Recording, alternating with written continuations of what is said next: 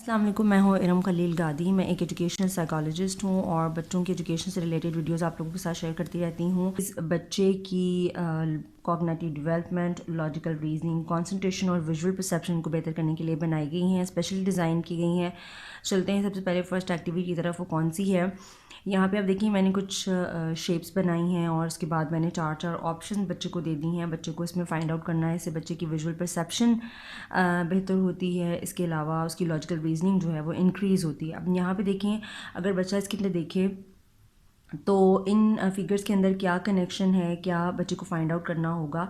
तो आप देखें कि ये सब जो हैं वो एक दूसरे की तरफ इंटरेक्ट एक दूसरे को कर रहे हैं। तो बच्चे को यहाँ से फाइंड आउट करना होगा कि भाई कौन सी वाली फिगर जो है वो इसके साथ यहाँ पर इससे रिलेट होगी। ठीक है, इन सब का फेस देखिए आप, वो यहाँ है, इधर इधर मतलब उसकी तरफ इंटरेक्ट कर रहे हैं। तो कौन सी वाली यहाँ पर आएगी, देन ये वाली जो फिगर है वो यहाँ पर बच्चे को ड्रॉ करनी होगी या इसको सर्कल करना होगा। ठीक है, अगेन सेकेंड वाली है।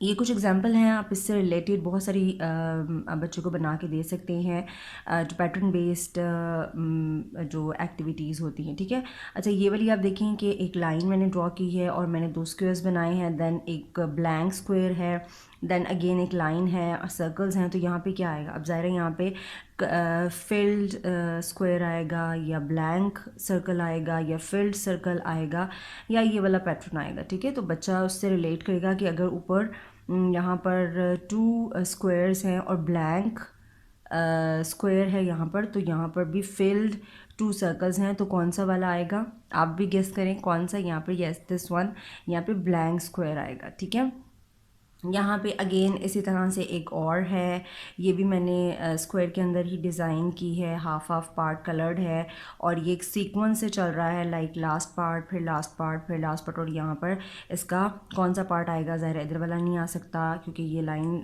जो है वो इधर लगी हुई है। ये भी नहीं आ सकता, ये भी नहीं आ सकता क्योंकि अगर ये वाला पैटर्न यहाँ पे ड्रॉ करेंगे तो ये दोनों आपस में मैच हो जाएंगे, then this one will come here. ठीक है, तो बच्चा इस तरह से इनको रीज़न आउट करेगा कि क्या रीज़न है, किस तरह से क्या कनेक्शन बन रहा है। अगेन ये स्क्वायर है, ऑपोजिट स्क्वायर है, then same same and opposite and then again same, यानी कि सेम नहीं, बच्चे को कौन से वाले फाइंड आउट करने हैं जो इससे रिलेट करता हो, जो ऑपोजिट वन है। ठीक है, तो बच्चा जो है वो इसको टिक करेगा। हालांकि ये सर्कल है लेकिन क्योंकि ऑपोजिट डायरेक्शन में है इसलिए ये करेक्ट होगा।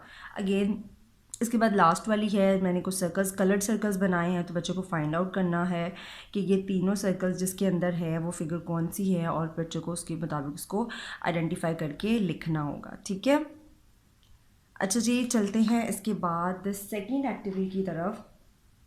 वो कौन सी है? Create patterns. हम लास्ट टाइम बच्चों को बहुत सारे पैटर्न्स देना शुरू कर दिए हैं, अब हमने बच्चे को कहना है कि भाई वो खुद पैटर्न डिज़ाइन करे। अब यहाँ पे मैंने कुछ 6 ये लिख दिए हैं। आप बच्चे को जब ये चीज़ें दे रही हूँ तो यहाँ पे मैंने एक हिंट लिखा है बच्चे के लिए कि it can be multiple, even, odd, skipping और बैकवर्ड। पैटर्न जो है वो किस तरह से बना सकता है बच्चा? मल्टीपल्स बना सकता है, लाइक वो 6 का अगर यहाँ पे मल्टीपल्स लिखने लगे तो वो 6 नहीं लिखेगा यहाँ पर। जैसे वो 12 से स्टार्ट कर रहा है तो यहाँ पे वो 12 लिख दे, उसके बाद यहाँ पर 18 लिख दे। ठीक है, तो ये वो 6 की मल्टीपल्स बनाना शुरू कर दे। ठीक है, इस तरह से यहाँ पे वो क्या कर सकता है, इवन नंबर्स का कोई पैटर्न ड्रॉ कर सकता है 50 तक। इवन नंबर्स वो अगर 28 से सपोज शुरू कर रहा है, उसके बाद क्या आएगा? 30 आएगा, उसके बाद क्या आएगा? 32 आएगा। तो वो इस तरह से कुछ पैटर्न बनाए।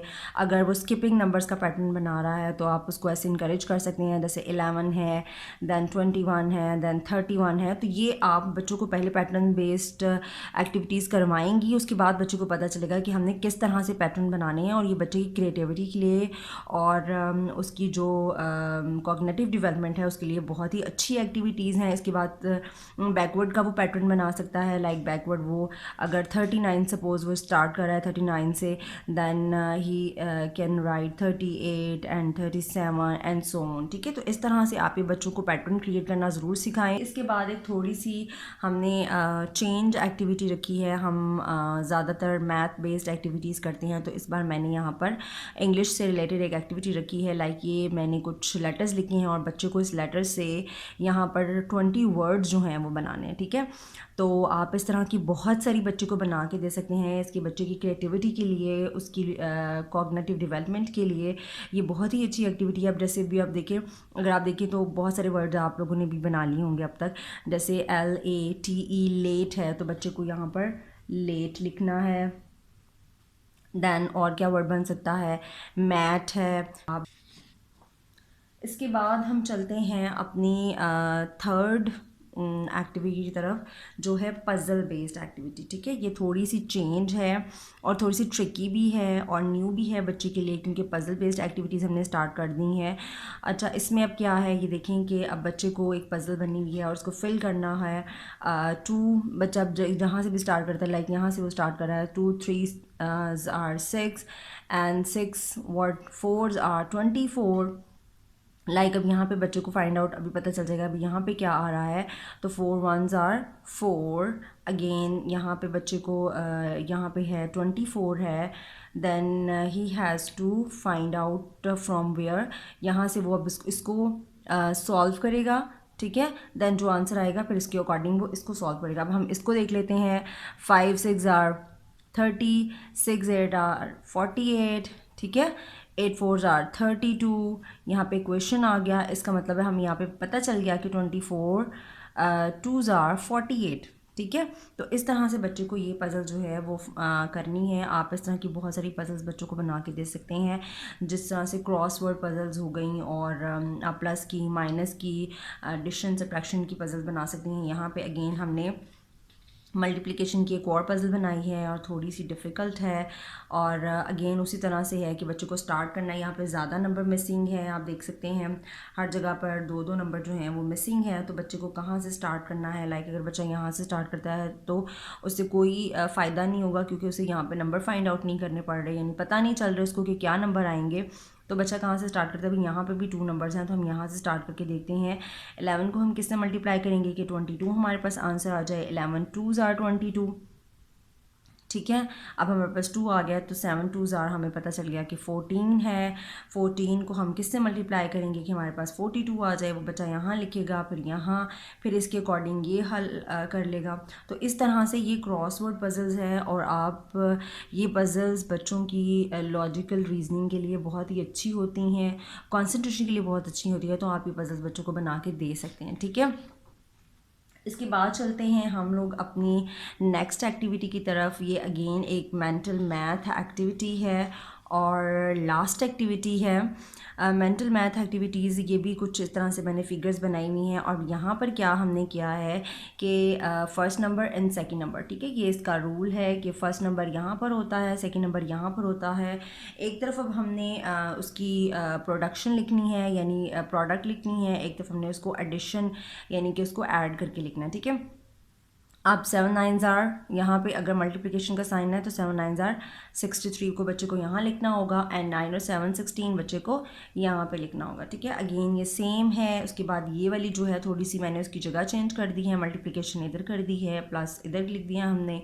अगेन अब यहाँ पे ये थोड़ी सी उससे चेंज है, लाइक यहाँ पे मैंने सेकेंड नंबर ही नहीं दिया। तो बच्चे को कहाँ से फाइंड आउट करना है, 6 को बच्चा जो है वो मल्टीप्लाई करेगा, तो 6 5s are 30। तो सेकेंड नंबर फाइंड कर लिया, तो सेकेंड नंबर से इन दोनों को ऐड करके वो यहाँ पे लिख लेगा। ठीक है, ये वाली भी इसी तरह से है। बच्चे का यहाँ पे हमने 5 लिख दिया है और सेकंड नंबर लिख दिया। फर्स्ट नंबर फाइंड करने के लिए बच्चे को क्या करना है, 9 में से ज़ाहिर 4 को 5 को वो माइनस करेगा, तो उसे पता चल जाएगा कि कौन सा नंबर यहाँ पे आ रहा है, लाइक 4 आ रहा है। फिर फर्स्ट नंबर और सेकंड नंबर उसे पता चल गए हैं, तो 5 4s are 20। ठीक है, अगेन यहाँ देखिए, यहाँ पे अब हमने फर्स्ट और सेकंड नंबर ही नहीं लिखा, तो ये बच्चे के लिए उससे भी ज़्यादा ट्रिकी हो गई। तो आप पहले इजी से स्टार्ट करें और उसके बाद आप बच्चे को आहिस्ता आहिस्ता ट्रिकी की तरफ लेकर आ सकते हैं। लाइक अब ये वाला बच्चे को कैसे फाइंड आउट करना है, उसे अब वो वर्ड तलाश करने हैं, 2 फर्स्ट और सेकंड वर्ड जिनको हम ऐड करें तो 12 आए, ऐड करें तो 7 आए, और अगर हम उसको मल्टीप्लाई करें तो 12 आए। ठीक है, ये आप लोगों के लिए भी है और आप लोग मुझे कमेंट बॉक्स में ज़रूर बताइएगा कि इस वाली पज़ल का आंसर क्या है। ठीक है, तो ये थी आज की एक्टिविटीज़। होप सो कि आप लोगों को पसंद आई होंगी। आप मुझे कमेंट बॉक्स में लाजमी बताया करें कि आप लोगों को एक्टिविटीज़ कैसी लगी हैं। अपना और अपने बच्चों का बहुत सा ख्याल रखिएगा, दुआ में याद रखिएगा। अल्लाह हाफ़िज़।